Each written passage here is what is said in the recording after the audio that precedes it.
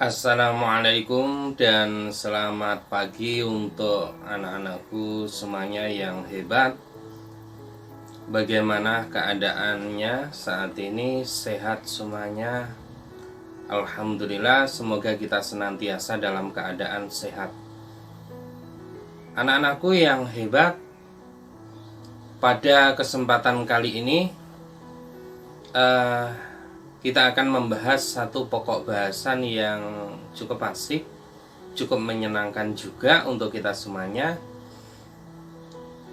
Silakan dibuka buku bahasa Indonesianya halaman 32.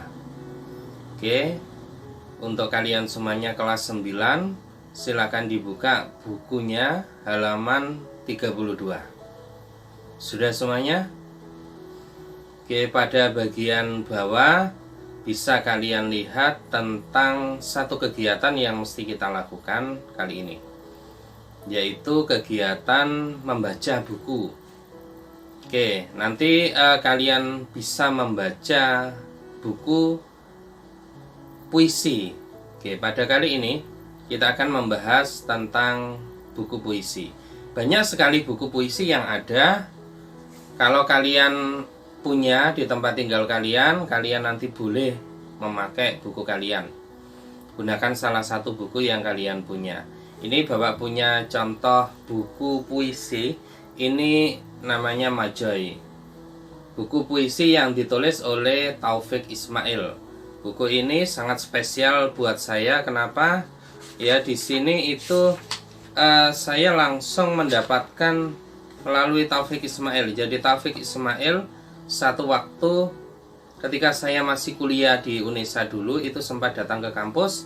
Kemudian ada mahasiswa yang tanya dan saya menjadi salah satu mahasiswa yang tanya, sehingga kemudian mendapatkan hadiah buku ini. Ini sangat spesial.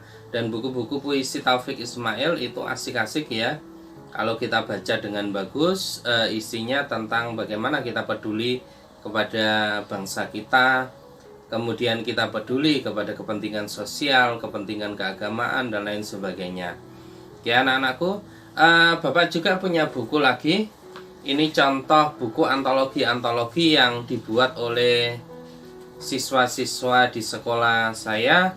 Setiap tahunnya ketepatan membuat antologi puisi. Jadi semua siswa membuat sebuah antologi puisi.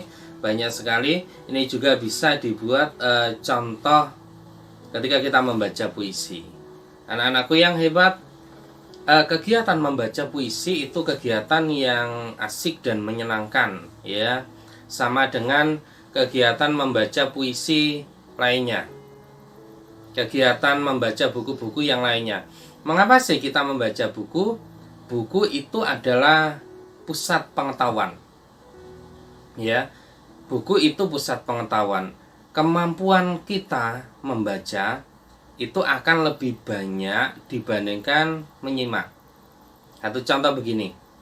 Ketika kalian ada di dalam kelas, saya menjelaskan 1 jam di kelas ya, tentang tema puisi, maka saya hanya anggap saja saya umpamakan di buku.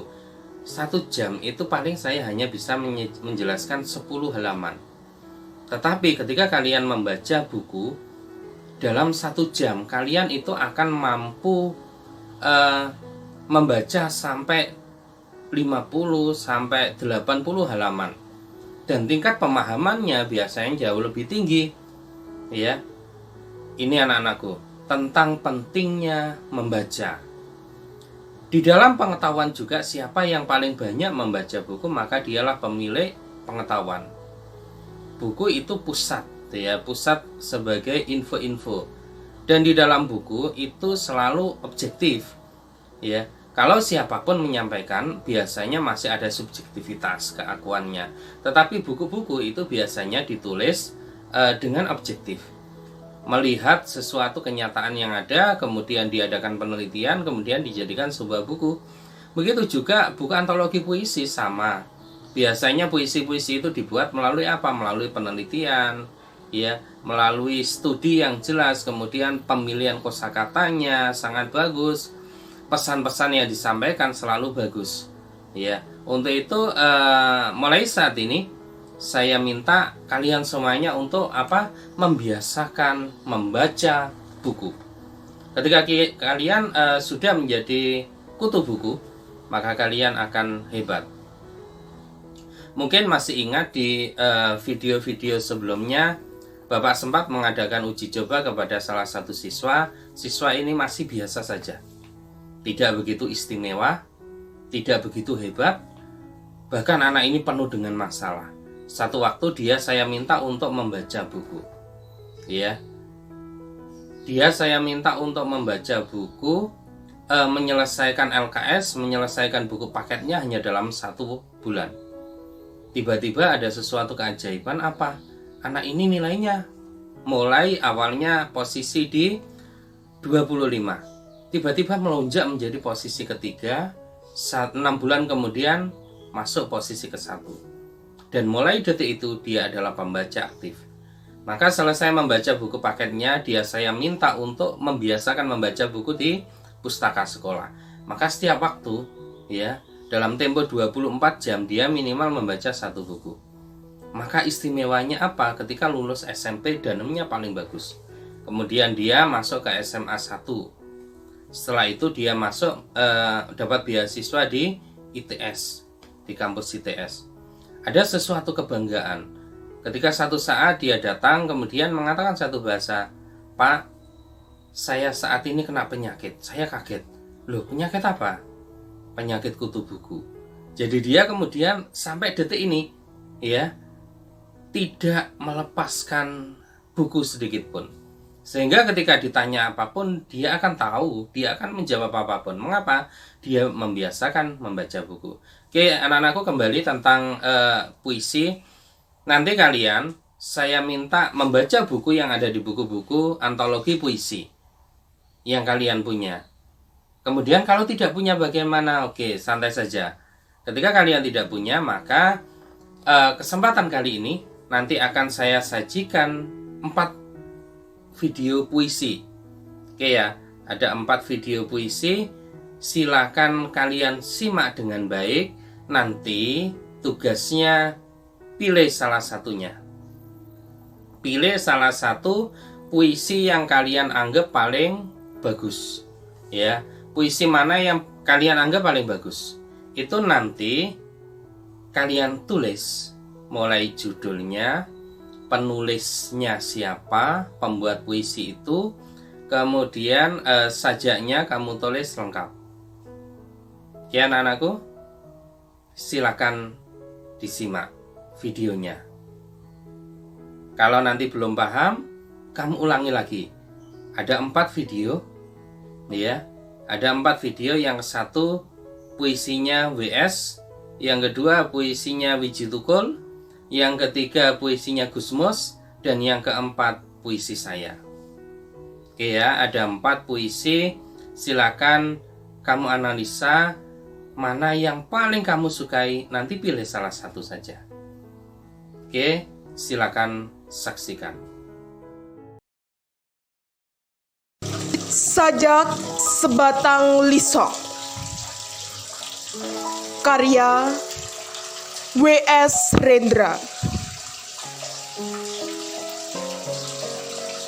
Menghisap sebatang lisong, melihat Indonesia Raya, mendengar 130 juta rakyat, dan di langit 2-3 cungkong mengangkang, berak di atas kepala mereka. Matahari terbit, fajar tiba, dan aku melihat 8 juta kanak-kanak tanpa pendidikan. Aku bertanya, tetapi pertanyaan-pertanyaanku membentur meja kekuasaan yang macet. Dan papan tulis para pendidik yang terlepas dari persoalan kehidupan. 8 juta kanak-kanak menghadapi satu jalan panjang tanpa pilihan, tanpa pepohonan, tanpa dangau persinggahan, tanpa ada bayangan ujungnya. Menghisap udara yang disemprot deodoran. Aku melihat sarjana-sarjana menganggur berpeluh di jalan raya. Aku melihat wanita bunting antri uang pensiun. Dan di langit, para teknokrat berkata bahwa bangsa kita adalah malas, bahwa bangsa kita mesti dibangun, mesti di-upgrade, disesuaikan dengan teknologi yang diimpor. Gunung-gunung menjulang, langit pesta warna di dalam senjakala. Dan aku melihat protes-protes yang terpendam, terhimpit di bawah tilam. Aku bertanya, tetapi pertanyaanku membentur jidat penyair-penyair salon yang bersajak tentang anggur dan rembulan.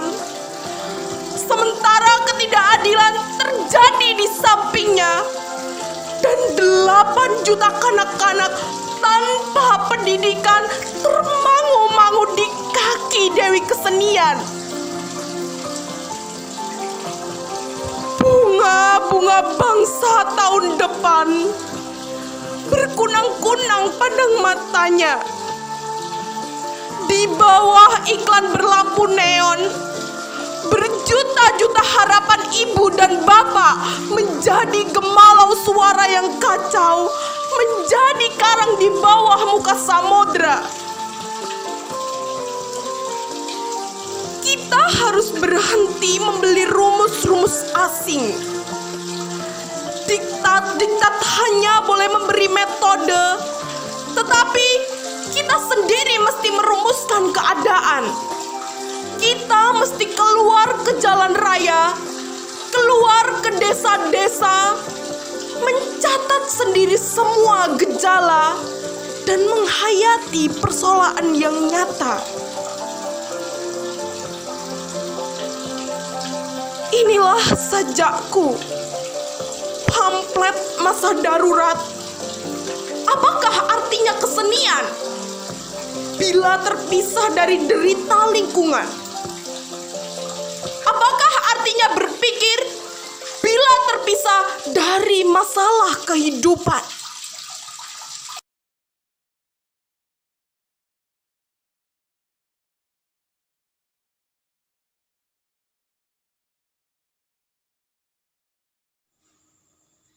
Hari ini aku akan bersiul-siul.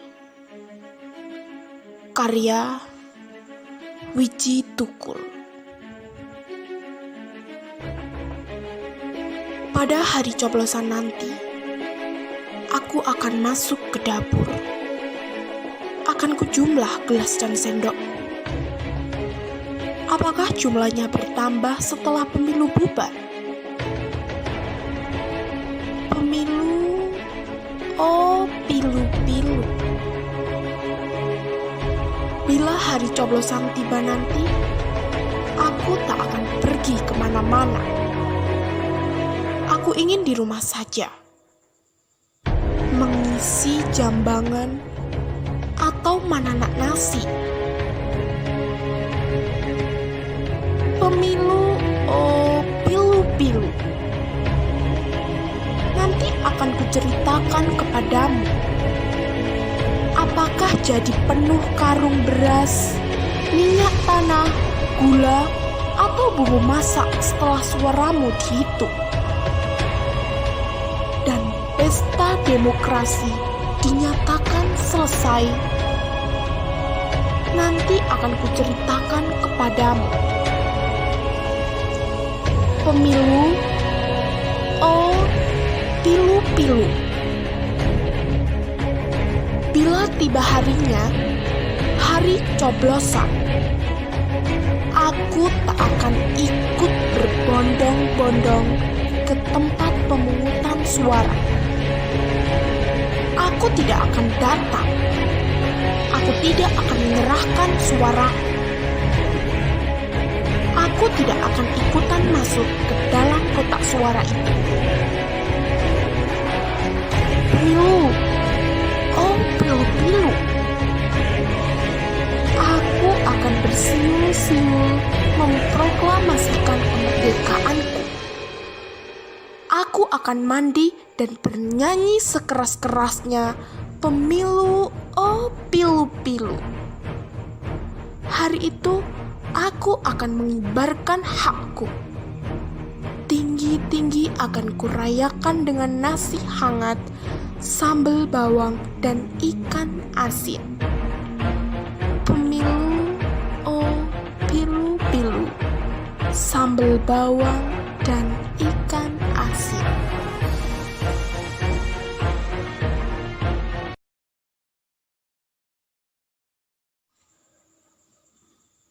Bagaimana? Karya Kiai Haji Ahmad Mustofa Bisri.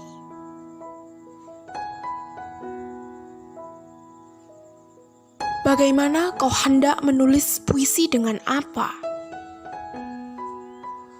Huruf-huruf dan kata-kata telah aus, digunakan terus-menerus oleh tikus-tikus yang rakus, meruapkan bau kakus. Bagaimana kau hendak menulis dengan apa? Orang-orang tak bersukma yang nuraninya mati rasa, terus-menerus mempergunakannya untuk menyembunyikan borok mereka. Bertapa sajalah seperti rumput bersama rumput. Siapa tahu esok pagi burung-burung bersedia lagi mengajari menyanyi sementara kalian berbagi embun pagi.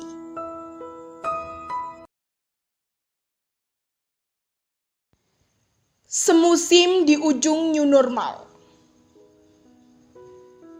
Semusim berlalu tanpa kata. Suara-suara sumbang tentang aku, kau, dan dia berceceran di antara langit dan bumi. Di antara media dan realita, membicarakan pandemi, corona, wabah. Ceritanya sumbang antara realita dan konspirasi. Aku tak tahu itu apa. Yang aku tahu hari ini, aku harus normal. Kau harus new normal. Dia harus adaptasi kebiasaan baru. Aku tahu aku masih normal. Tapi kita dipaksa normal baru. Padahal normal lama saja aku masih belum sempurna. Tolong lihat aku tentang corona yang hadir tanpa koma, lalu sering memunculkan tanda tanya. Antara belajar di sekolah dan di rumah aja, lalu berangkat sekolah dengan kenormalan baru. Masker di mulut, tak harus bersentuhan. Guruku menjadi internet dan dokumentasi saja. Tak ada ajaran norma dan peradaban yang indah. Aku harus tersenyum pasti menerima musim ini. Tak saling mengenal karena kita sama-sama terluka. Kita jalan masing-masing dengan kepingan yang akan disatukan di musim yang akan datang.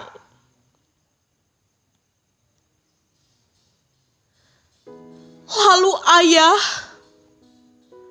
berangkat kerja dengan hampa. Esok pagi belum tentu kita bersua, karena harus menerima kebaruan kerja dalam kesepian, dalam rasa sedih yang masih optimis, dalam kedukaan yang berpadu keberanian. Ayah, tetaplah berjuang. Nanti sore, senja akan berbinar. Esok pagi, matahari kan terbit kembali di musim yang akan datang. Lalu Bunda, suaranya sayup, takut hidupku pudar. Dalam keheningan yang benar-benar sunyi, takut aku lebur dalam masa tak normal. Lalu harus berjalan dalam normal baru. Padahal kakiku tak kuasa, tanganku tak bisa meraih keabsutan kata. Bunda, suaraku masih sempurna. Malam tadi, bintang masih bersinar. Kan ku gapai semua mimpi dalam ketidaknormalan ini. Percayalah, esok pagi akulah yang meraih bintang.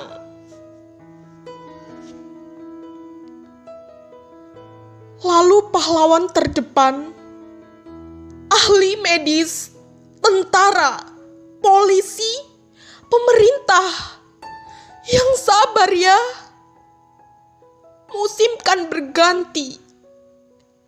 Ketika kita masih memiliki mimpi, tak harus sempurna, tak harus tergesa-gesa, yang penting kita bersama.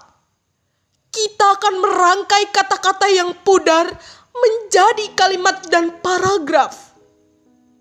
Lalu menyusun wacana baru tentang negeri yang berdikari. Musim yang sepi, percayalah, aku, kau, dan dia akan selalu bersinar, menemani cahayamu yang tak lagi terang, menunggu sampai kau kembali normal dalam era yang baru, nuansa yang baru, dan semangat yang baru. Aku, kau, dan dia adalah kita-kita yang sama, dengan mimpi yang sama, membangun peradaban baru yang lebih sempurna. Baik anak-anakku, kita lanjutkan. Sudah menyimak puisinya? Sekali lagi, ketika kalian masih belum paham betul, kalian boleh mencoba melihat kembali ya 4 puisi tadi, sehingga kalian betul-betul pahami dengan baik. 4 puisi tadi asik-asik kan ya. Puisi WS itu membahas tentang apa?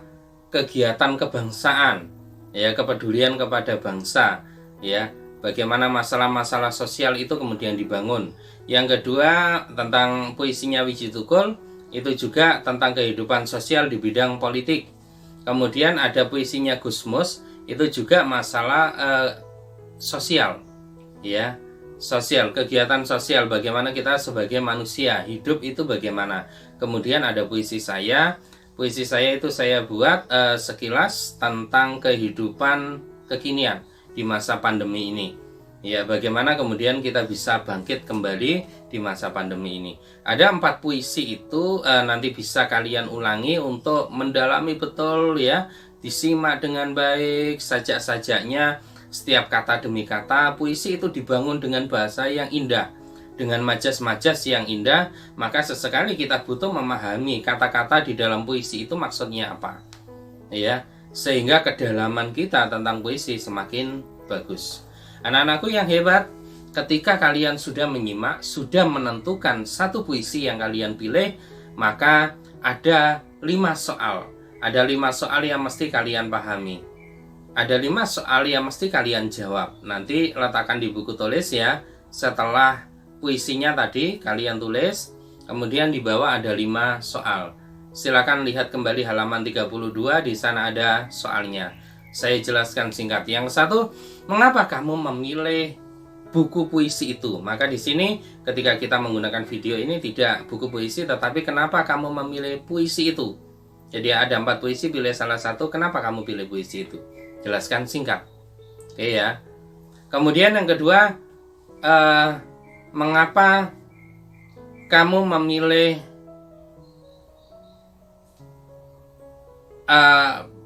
si penyaji ini, si penulis puisi ini?